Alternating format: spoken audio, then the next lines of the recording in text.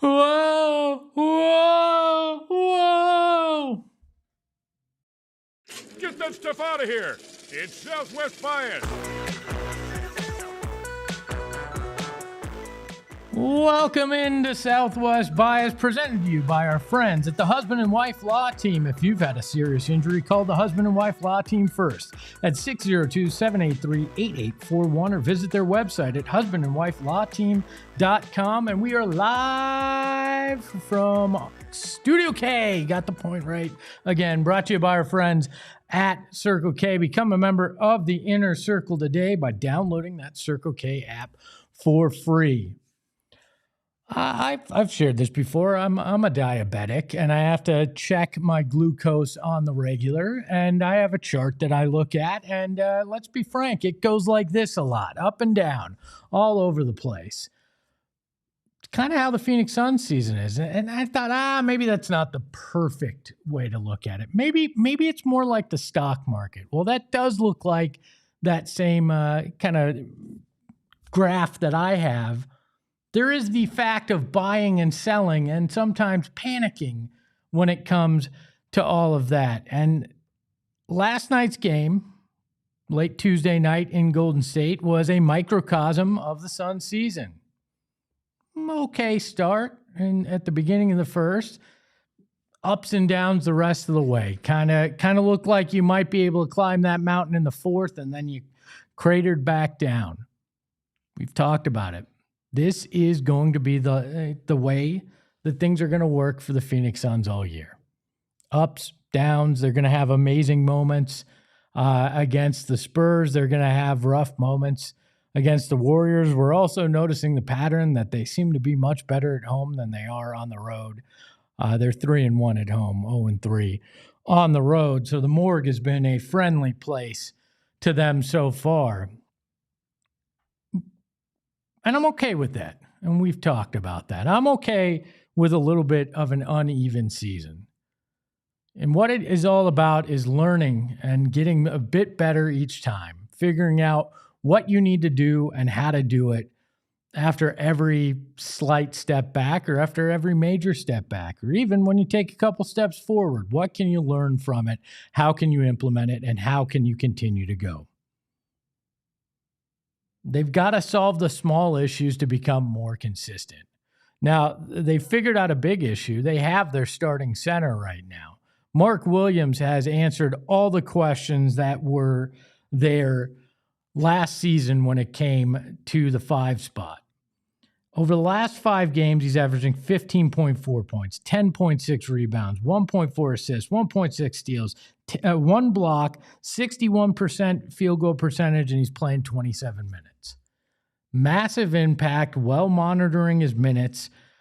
This is exactly what you hoped for from Mark Williams. This is exactly why you traded for Mark Williams, because you have a solidified number 1 center right now on your roster that matches and meshes with exactly what you are trying to do, what you're trying to accomplish, and who you're trying to be.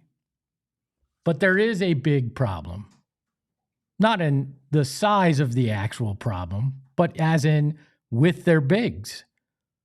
Because after Mark Williams, there's some question marks. Nick Richards is hit or miss. We saw it last year when he was the Suns' starting center. And as a backup, it's all right. You can handle that a little bit more.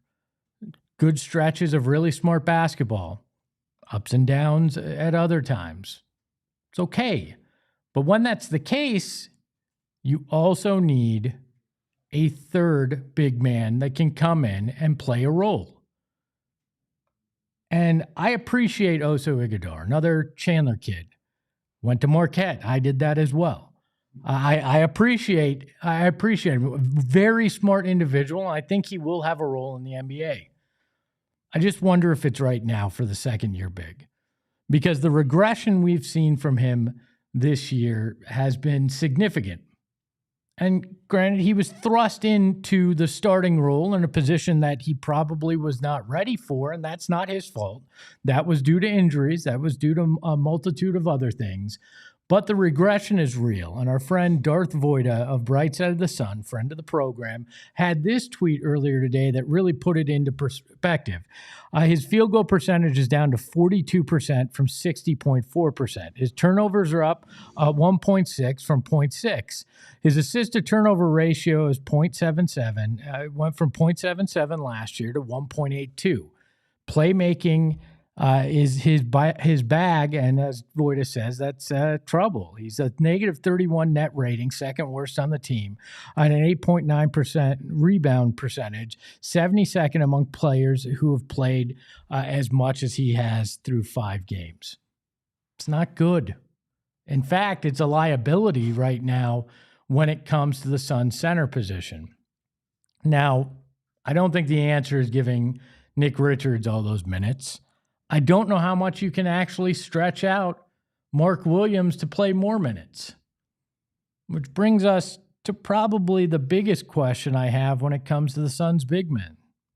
Khaman Maluach, number 10 pick in the draft. I've talked about it. He's raw. He needs time. He needs to develop. But at what point do the Suns have to turn to Khaman Maluach to play that third center spot?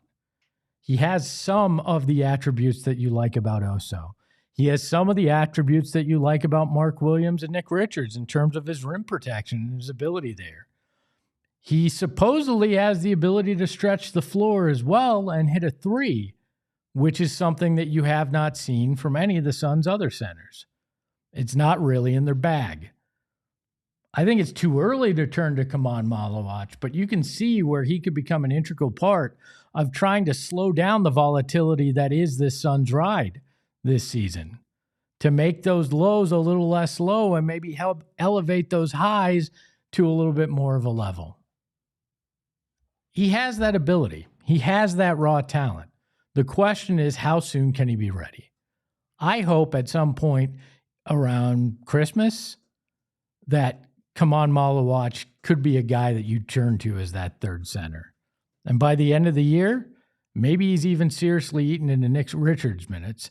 And then Oso finds a way to be that change of pace big as a third big.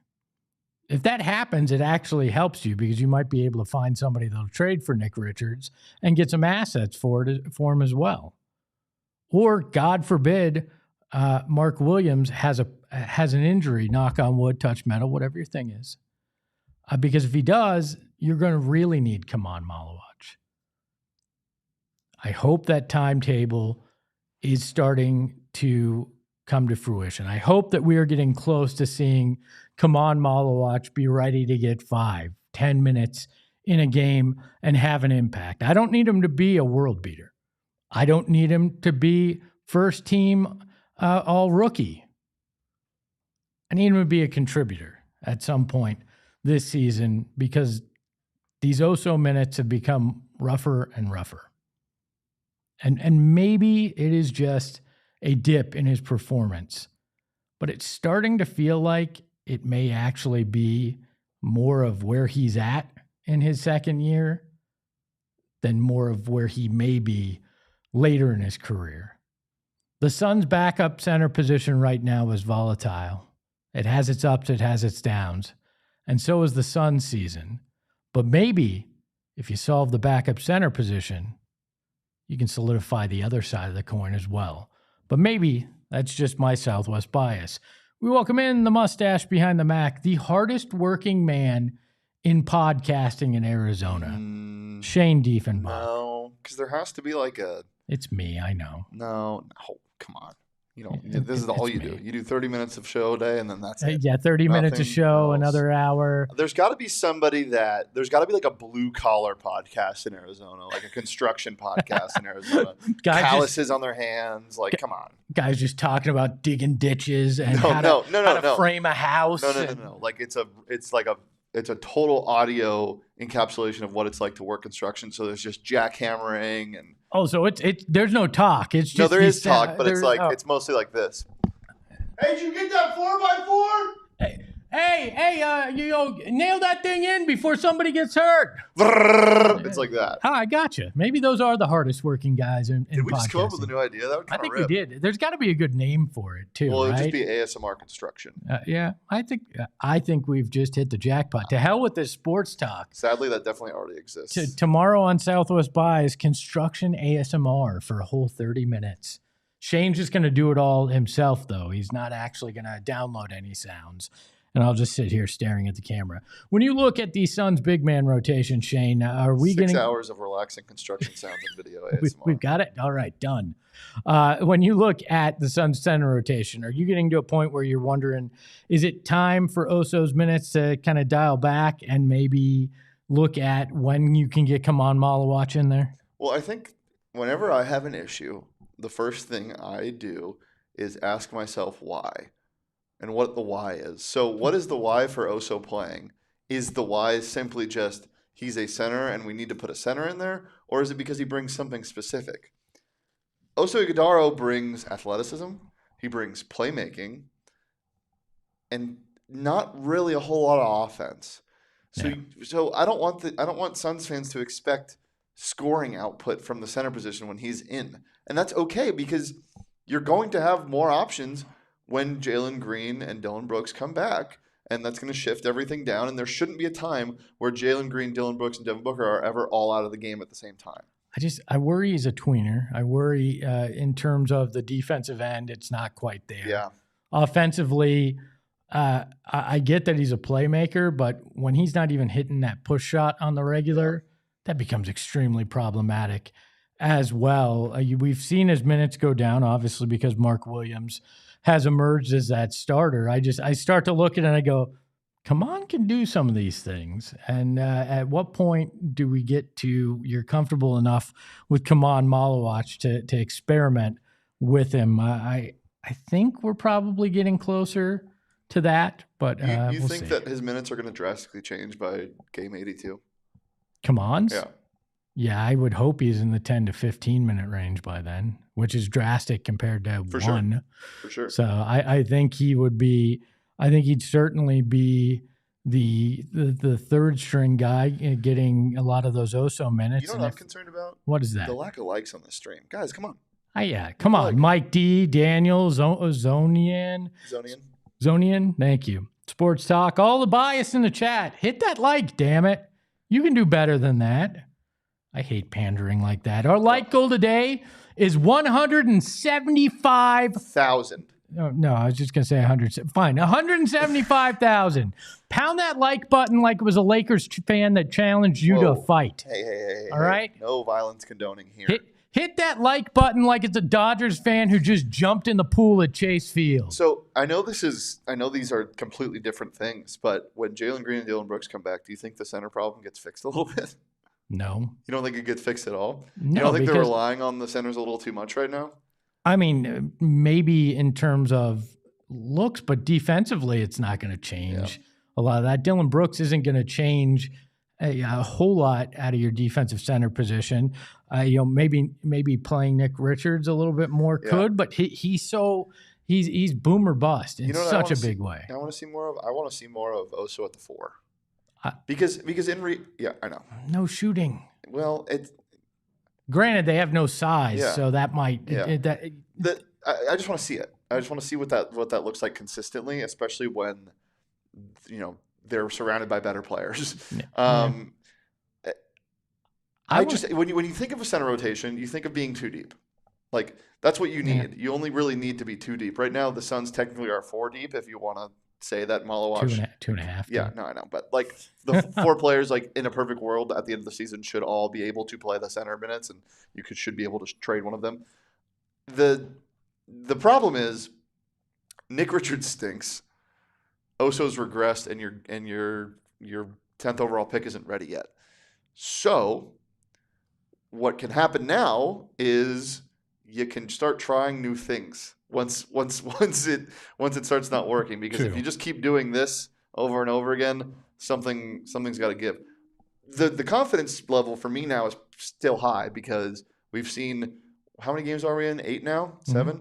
8. 8 games in, and we've already seen the ability for Ott to completely adjust game plans, completely adjust how he approaches the defensive and offensive end. I wouldn't be surprised if we start to see a big difference. And again, once these two guys come back, and can Jalen Green please play on tomorrow? It's got to be Thursday. Please right? play tomorrow. It's got to be Thursday. If Please. it's not, I will officially start being concerned. That if he does not play against the Clippers on Thursday, I will sound the alarm in post game that I am concerned about what is going on. We should find out soon, right? This afternoon we'll find out. Did you see the video that Dwayne Rankin posted of him playing 5-on-5?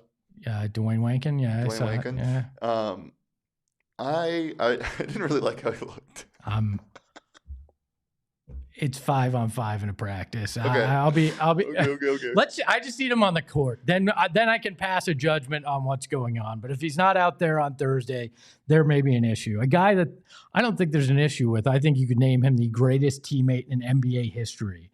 A guy that is doing the little things, the dirty work that you need, the kind of thing that the Suns are predicated on. Isaiah Livers last night in the Suns-Warriors game did the Lord's work on the bench. He was not even in the game, and Dylan Brooks is shooting his mouth off in the fourth, and Isaiah Livers reaches around him, puts his hand in front of his face, and then when the refs turn to try to tee up Dylan Brooks, Isaiah Livers goes, no, he was talking to me. You can actually read his lips in the video. No, he was talking to me. That is the ultimate teammate that's there and is trying to say, you know what? You can have that voice. I'm not going to let you take the heat for it. Now, granted, Dylan got the technical foul. It kind of slowed the Suns' attempt at a comeback. I'm all right with it because that's Dylan Brooks. You accept it. That's the way he goes about it. But Isaiah Livers, man, that not only did you have a vicious dunk, you had the best potential assist of the night in what you tried to do there with Dylan Brooks. So tip of my cap to you, my friend. That was spectacular. And to wrap up this first half of the program, congratulations to the man, the myth, the legend, the Tank, friend of the program, and somebody that we know well here at PHNX. He is now the color commentator for the Valley Suns. I believe it's 19 games this year on Arizona Family and Suns Plus, alongside Braden, who's our guy. It's going to be a fantastic broadcast. I've told Frank, I've told other people, even within the Suns organization, that Frank is going to be a broadcast star. And I only regret that I didn't sign him to a contract here so I could do it alongside him. He's going to be a blast to listen to and watch this season for the Valley Suns. And I hope you all tune in. Valley Suns having their media day today, and I'm hoping to get a special guest from the Valley Suns on very soon on the program. On the other side of the break, I got to talk about the health bucket, the Arizona Cardinals, Jacoby Brissett, and we've loaded the hot take cannon. Coming up right after this on Southwest Bias. Mountain America Credit Union. You need a place to put your money and you want it to do work for you, right? But not just in terms of like earning interest. That's no fun.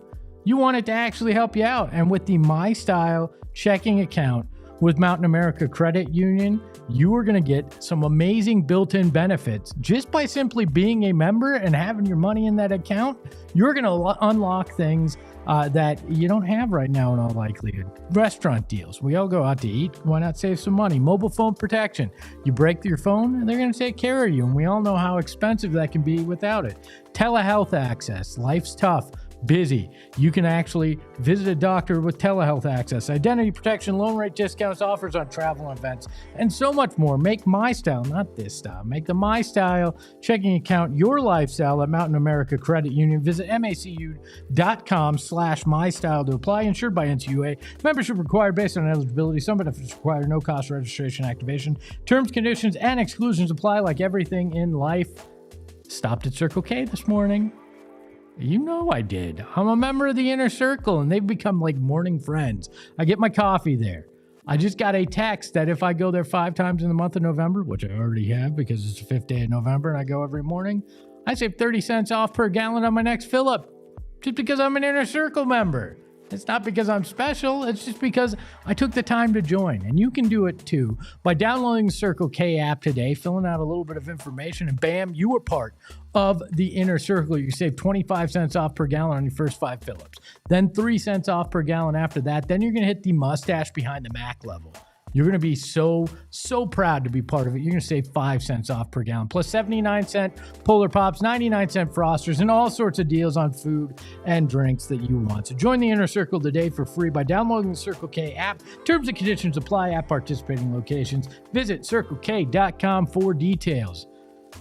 And we're going to talk Cardinals in a second, but I want you to go out to Gila River Resorts and Casinos Wild Horse Pass on Sunday. The Cardinals watch along for the Cardinals Seahawks. You're going to want to be out there with the boys, enjoying the game, enjoying drinks, enjoying food. It'll be a good time.